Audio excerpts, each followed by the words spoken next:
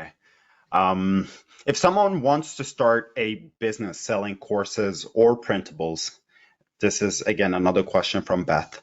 What would a reasonable daily or a weekly schedule look like for that type of business?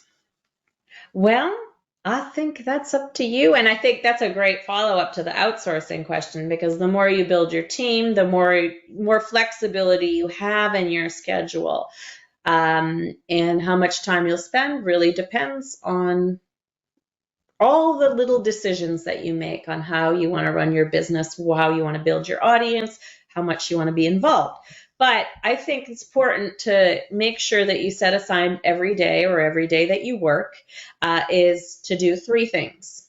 And first is do something to build your audience. So do something that will help you get more people in your community, on your mailing list, wherever it is. And if they get in your community, try to get them on that mailing list. But do one thing every day.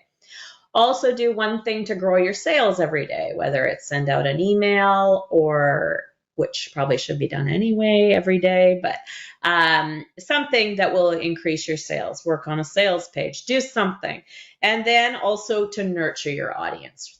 So that would be communicating with them, helping them, being useful so that they want to continue to listen to you. So it's build your audience, do something to grow your sales, and nurture your audience. So three things every day. And that's how you can build your schedule around that, I think.